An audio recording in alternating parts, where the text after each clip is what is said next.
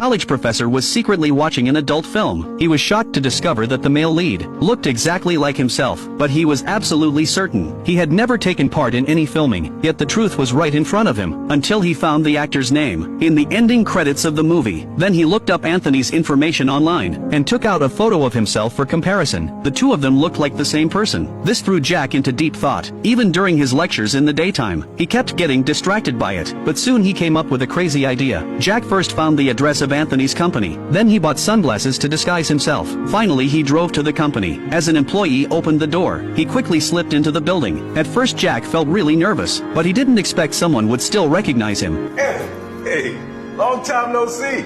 I couldn't tell it was you with that beard. Is that for a movie? Yeah. Looks like Anthony hadn't been to the office in a while. Then a security guard told Jack there was a package for him at the front desk. To avoid revealing himself, Jack grabbed the package and went back to his car. He tore open the envelope, and inside he found Anthony's home address. With this crucial information, Jack found the luxurious apartment building. He sat in the car, counting the windows with his fingers, and pinpointed Anthony's home, but he didn't go up right away. Instead he used a payphone to call Anthony's landline, but to his surprise, the one who answered was Anthony's wife. And what's even weirder, because his voice sounded exactly the same, Anthony's wife mistook him for her husband. Feeling guilty, Jack had to hang up the call, but after he got home, Jack still couldn't let it go, so he dialed the number again. Hello? Hello, this is Anthony. This is Anthony Claire's name. Who's calling? That's amazing. Oh, your voice is just like mine. Do you hear my voice? Your voice is just like mine. Anthony thought he was a scammer, and hung up on him right away, but Jack called back immediately. This time he got straight to the point, and told him what he had discovered. I've seen 3 of your movies, and you're great enough. But just as they were getting into it, Anthony's wife noticed something strange about her husband.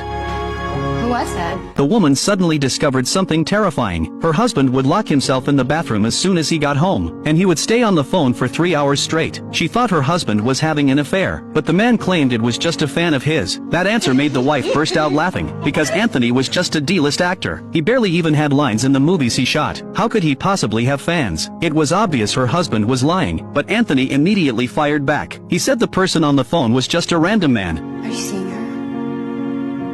Helen, I don't want to get into this. Are you seeing her again? I don't want to get anything. It was a man! It was a man!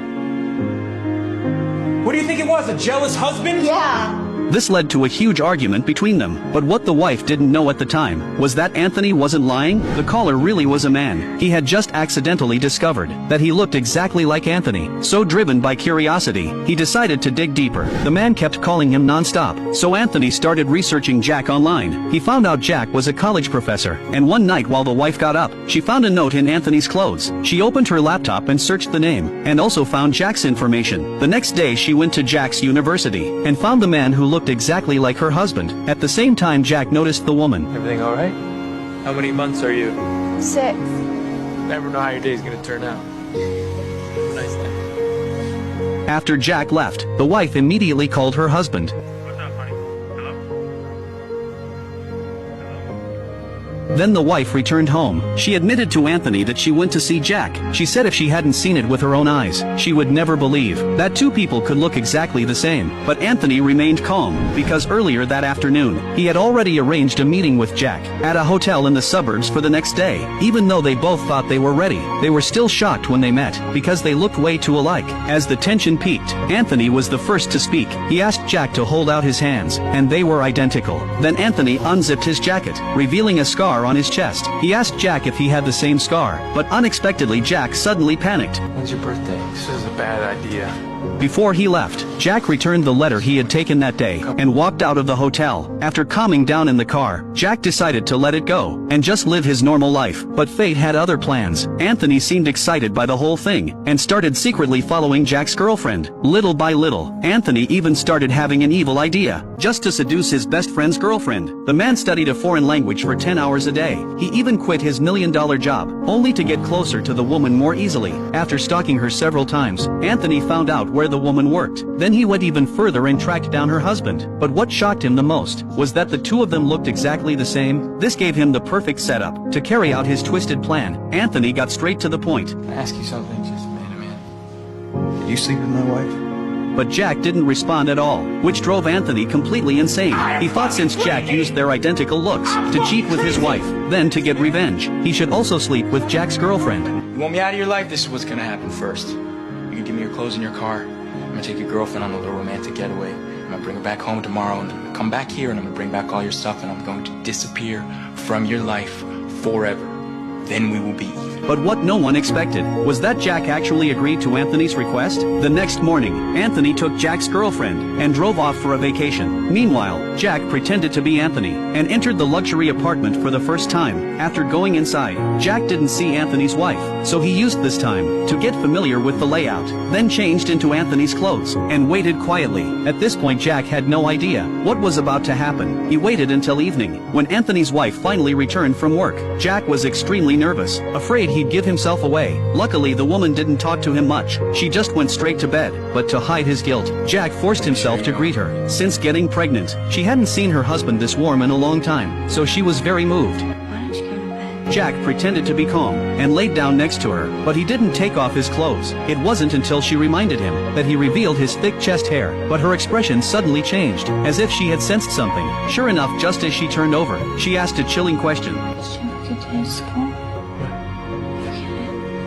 Meanwhile, Anthony arrived at a hotel with Jack's girlfriend, but just as things were heating up, the girlfriend noticed something terrifying. She saw the wedding ring on Anthony's hand.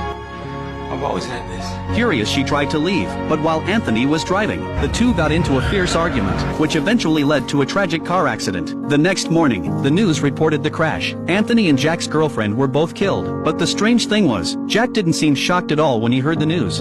Ellen? Ellen?